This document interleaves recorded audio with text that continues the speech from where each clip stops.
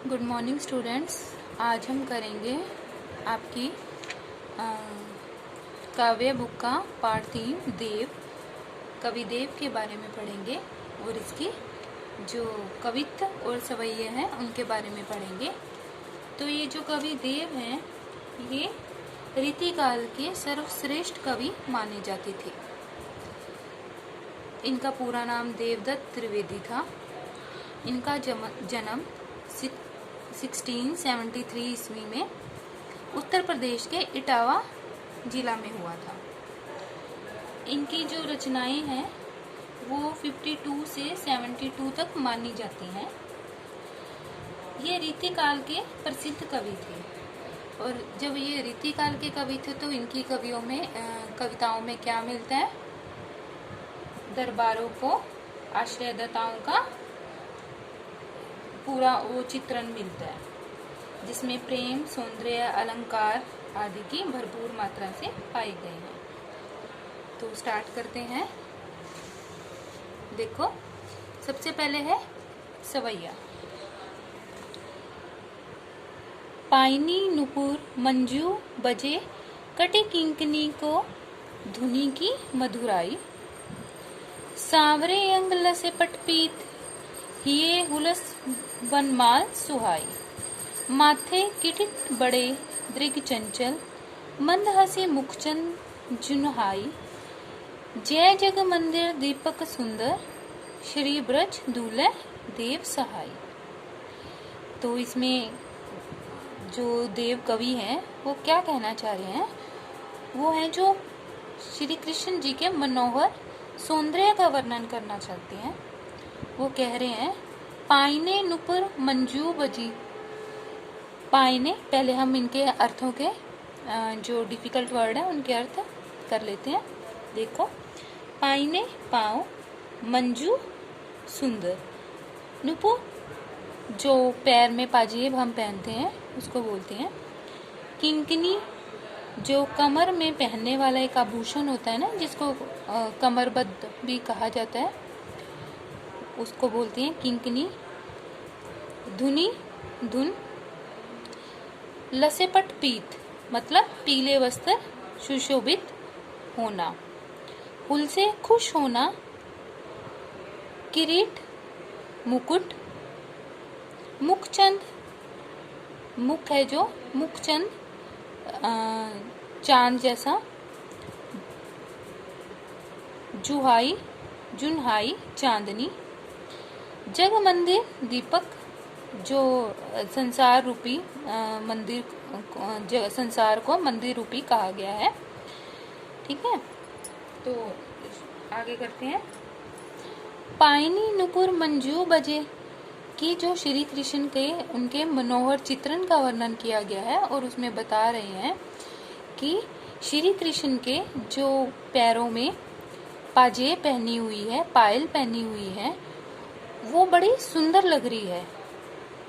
कटे किंकनी के धुनी की मधुराई, और जो कमर में उन्होंने आभूषण पहना हुआ है कमरबद्ध, उसकी जो धुन आ रही है वो भी बड़ी मधुर लग रही है। एक तो पैर में जो पाजेब और जो कमर में कमरबद्ध पहना हुआ है उसकी जो धुन निकल कर आ रही है वो बड़ी मधुर लग रही है।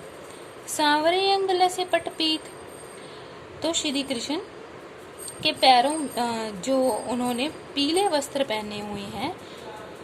श्याम सांवरे अंग, श्री कृष्ण को जैसे कहा जाता है ना कि सांवला रंग है, श्याम बोला जाता है। श्याम वर्ण के शरीर पर पीले वस्त्र अत्यधिक सुशोभित दे रहे हैं, तो बड़े सुंदर लग रहे हैं।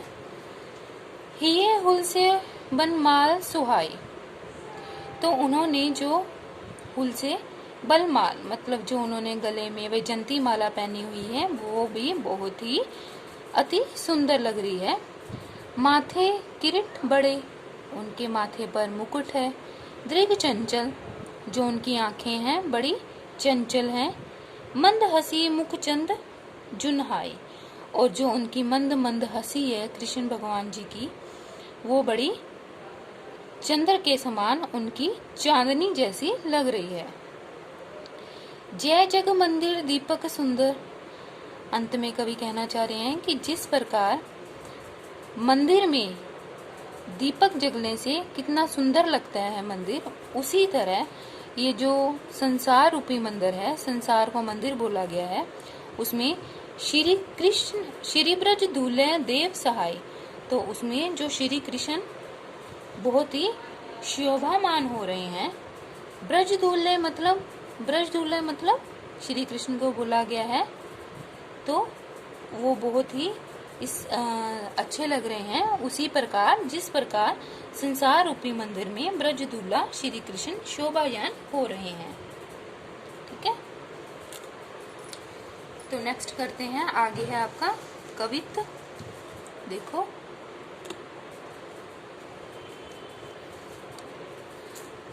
डार द्रुम पलना बिछोना नम पल्लव के, सुमन झिंगुला सोहे तन छवि भारी दे, पवन झुलावे केकी कीर बतरावे देव, कोकिल हल्लावे हुलसावे कर तारी दे, पूरित पराग सो उतारो करे राई नोन, कंच कली नायिका लतान सिर सारी दे, मदन महीप जो को बालक बसंत ताही, प्राथी जगावत गुलाब चटकारी दे। तो इसमें जो श्री कृष्ण जी की जैसे बता रहे हैं, कवि बता रहे हैं कि जिस प्रकार एक बच्चा पैदा होता है घर में, तो कितनी खुशियां मनाई जाती हैं, है ना। क्या क्या करते हैं लोग जब एक नए बच्चे के आने से घर में कितना अच्छा माहौल हो जाता है। तो उसी प्रकार जब बसंत ऋतु आती है, ऋतुओं में सबसे ज्यादा ऋतुओं की रानी किसे कहा गया है, बसंत ऋतु को कहा गया है, कि जब बसंत ऋतु आती है तो उसके स्वागत के लिए जो प्रकृति है क्या क्या अपनी खुशी जाहिर करने में करती है। देखो, डार द्रुम पलना बिछोना नव पल्लव के, तो पहले हम कठिन शब्द कर लेते हैं। द्रुम पेड़, झिंगुला झबला, झबला उसको बोलते हैं जो छोटे बच्चों को हम जो छोटे छोटे कपड़े पहनाते हैं तो उसको झबला बोला जाता है। केकी कीर मोर और तोता, बतरावे देव मतलब बतरावे मीन्स आपस में बातें कर रहे हैं। राई नोन, राई नोन मतलब जब किसी को नजर लग जाती है तो वो अपना वो राई और नून से वो करते हैं, जो तो आग में डाल देते हैं 7 बार। कंचकली, कंचकली मतलब कमल की कली को बोला गया है। मदन कामदेव जो देवता हैं उनको बोला गया है। महीप मतलब राजा। चटकारी चुटकी। तो इसका हम स्टार्ट करते हैं। देखो, डार द्रुम पलना कि जिस प्रकार एक छोटे बच्चे के आने से खुशियां मनाई जाती हैं, उसी प्रकार जब बसंत ऋतु आती है तो क्या होता है, पेड़ों के द्रुम पलना, पेड़ों की जो डालियां हैं वो पालना बन जाती हैं। बिछोना नव पल्लव के, तो जो नए जो पत्ते हैं वो क्या बन जाते हैं, बिछोना बन जाते हैं। सुमन झिंगुला सोहे तन छवि भारी दे, जो फूल है वो छवि झिंगुला जैसे छोटे बच्चों को पहनाया जाता है, झबला टाइप में पहनाया जाता है, तो वो क्या बन जाता है, बसंत ऋतु को शरीर पर फूलों का जो झबला है अति सुंदर लग रहा है। ठीक है, और ये काफी आकर्षक भी लग रहा है। पवन झुलावे, हवा उसको झूला झुला रही है। केकी कीर बतरावे देव, और जो मोर और तोता है वो आपस में मीठी मीठी बातें करके उनको बहला फुसला रहे हैं, बातों में रिझा रहे हैं। पूरित पराग सो उतारो करी राई नोन, कंज कली नायिका लतान सिर सारी दो। तो आगे कवि कहना चाह रहे हैं कि कमल की जो कली है, कमल की जो कली रूपी नायिका है, उसके सर पर लता रूपी साड़ी पहनी हुई है, जो कि पूरित पराग से क्या कर रही है, क्या उतार रही है, राई नोन सी उसकी नजर उतार रही है, जैसे जो होता है टोटका करने का वो कर रही है। मदन महीप जू को बालक बसंत ताही, प्राति जगावत गुलाब चटकारी दे। तो आगे कह रहे हैं कवि कि जो बसंत ऋतुओं का राजा कहा गया है, तो जो उसका कामदेव का पुत्र बोला गया है, बसंत को कामदेव का पुत्र बोला गया है, और उसको जगाने के लिए प्राथी सुबह जब जगाने के लिए जगावत गुलाब चटकारी दे, तो गुलाब अपनी चुटकियां बजा बजा कर उसको जगाता है। तो बसंत ऋतु को कामदेव का कामदेव राजा का बालक बोला गया है, पुत्र बोला गया है, जिसको सुबह जब से छोटे बच्चे को जगाते हैं ना सुबह, तो उसको जगाने के लिए क्या कर रही हैं, गुलाब चुटकियां बजाकर उसको जगा रहे हैं। आगे देखो सवैया, लास्ट है ये। फटिक सिलानी सो सुधरायो सुधा मंदिर, उदधी दधी कोसो अधिकाई उमगे अमंत, बाहर ते भीतर लो भीति ना दिखाए दे, दूध कोसो फीन फैलायो आंगन फरस बंद, तारा सी तरुणी तामे दाढ़ी झिलमिली हो, मोतीन की ज्योति मिलियो मलिका को मकरंद, आरसी से अंबर में आभा सी उजारी लगे, प्यारी राधिका को प्रतिबिंब सो लागत चंद। तो पहले हम इसके डिफिकल्ट वर्ड कर लेते हैं। देखो फटिक मतलब जो एक पारदर्शी होता है, पत्थर होता है, जिसको जैसे आप इंग्लिश में क्रिस्टल बोलते हो, क्रिस्टल, ठीक है। सिलानी शिला मतलब पत्थर आदि, उदधी सागर, उमगे उमड़ना,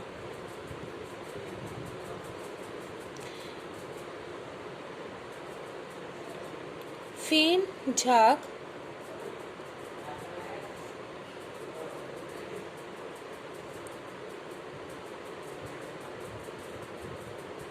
मलिका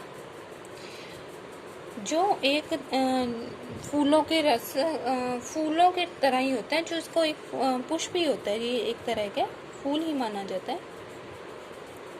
मकरंद फूलों का रस, फूलों का रस। आरसी शीशा, ठीक है। तो इसमें कवि कहना चाह रहे हैं, फटिक सिलानी सो सुधरायो सुधा मंदिर, कि इसमें कवि पूर्णमासी की जो रात होती है, उसकी जब चांदनी धरती पर पड़ती है, धरती और आकाश की वो जब सौंदर्य होता है, उसका वर्णन कर रहे हैं। तो कह रहे हैं इसमें कवि बता रहे हैं कि जो चांदनी रात है बड़ी उज्जवल और सुंदर लग रही है। इस प्रकार लग रही है कि जैसे आकाश को देखकर ऐसा लगता है जैसे कि एक क्रिस्टल जैसा, एक पारदर्शी पत्थर जैसा चांदनी का सुंदर महल निर्मित किया गया हो, मतलब इतना सुंदर दृश्य लग रहा है। फिर वो आगे कह रहे हैं, उदधी दधी कोसो अधिकाए उमगे अमंत, कह रहे हैं कि ऐसा लग रहा है जैसे कि आकाश में, कि सागर में, उदधी मतलब सागर, कि सागर में दही रूपी समुद्र आ गया हो, जिससे कि काफी आगे कह रहे हैं, बाहर ते भीतर लो भीति ना दिखाई दे। तो कवि कह रहे हैं कि उसके बाहर अथवा भीतर, मतलब बाहर भी और अंदर भी किसी प्रकार की कोई बाधा नहीं है। किसकी? चारों ओर चांदनी की सुंदरता इस प्रकार फैली है जैसे आंगन के फर्श पर दूध की पारदर्शी झाग फैली हुई है। दूध सोको फेन झाग फैली है आंगन में। इस तरह से उसकी चंद्रमा की चांदनी फैली है कि मानो ऐसा लग रहा है कि जैसे फर्श पर दूध की झाग फैली हुई है। तारा सी तरुणी तामे दांडी झिलमिली होत।